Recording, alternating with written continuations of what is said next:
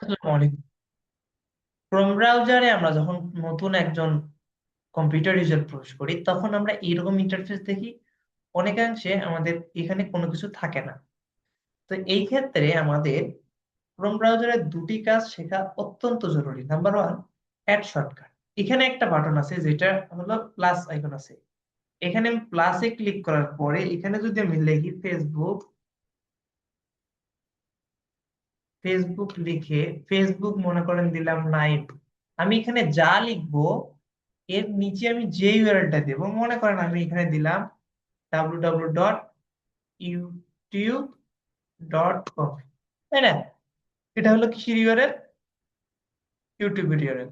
আমি ডান দেওয়ার সাথে সাথে দেখেন এখানে ইউটিউবের ইউআরএল চলে এসেছে। আমি এখানে ক্লিক করলে আমরা ইউটিউবে চলে আসছি।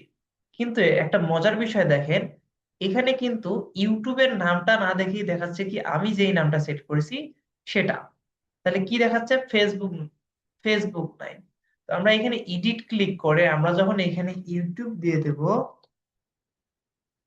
তখন কিন্তু এটা এখানে কি লেখাটা দেখাবে? তখন দেখাবে ইউটিউব। আমরা সেম ভাবে চাইলে এখানে কিন্তু অ্যাড শর্টকাট নিয়ে আবার কাজ করতে পারি। দিয়ে আমরা দিলাম ফেসবুক, ফেসবুক দিয়ে এখানে আমরা লিখলাম, উপরে আমরা যেই নামটা লিখবো সেই নামটা শো করবে। এখন আমরা দিলাম facebook.com। শুধু এতটুকু দেওয়ার পর পরে দেখেন আমার এখানে facebook.com চলে আসছে। এখন আমি যদি ক্লিক করি তাহলে দেখেন আমাকে ফেসবুকের ওয়েবসাইটে নিয়ে যাচ্ছে। তাহলে এখানে আমরা কি করতে পারি? অ্যাড শর্টকাটে আমাদের প্রয়োজনীয় যে ওয়েবসাইট বা সফটওয়্যার আমাদের যেগুলো লাগে সেটা আমরা দেখবো। এখানে দেখেন ফেসবুকে কিন্তু আমাদের কি আসেনি, ফেসবুকের লোগোটি আসেনি কেন? আমি এখানে সামনে কিন্তু এই যে এইচটিটিপিএস ঠিক আছে, কিন্তু লাইভ ইউআরএল এর এটা একটা www.facebook.com। এখন দেখেন ফেসবুকের লোগো চলে আসছে কারণ আমি ওয়ার্ড ট্রিপল ডাব্লিউটা দিই নাই। এখন এটা গেল আমরা এখানে। আবার আমি মাঝে মধ্যে দেখেন আমি এখানে ফেসবুক, ইউটিউব, ফেসবুক দুটো নিয়ে কাজ করতেছি। কিভাবে? অনেকেই করেন কি, এখানে কাজ করা অবস্থায় আপনি একটা কাজ মনে করেন করতেছেন।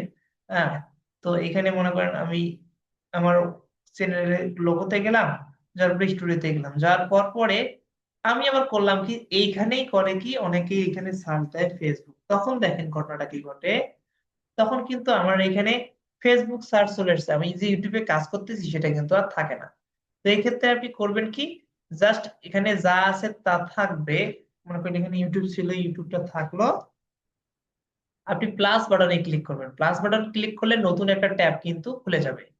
এই ছোট্ট একটা কাজ আপনার হয়তো হেল্পফুল হবে। তো আশা করি ভিডিওটা ভালো লাগছে। যদি কারো ভালো লাগে থাকে তাহলে অবশ্যই আমার চ্যানেলটা সাবস্ক্রাইব করে আমার পাশে থাকবেন। আর পরবর্তী ভিডিও দেখার জন্য অবশ্যই সাবস্ক্রাইব করে পাশে থাকবেন। আসসালামু আলাইকুম।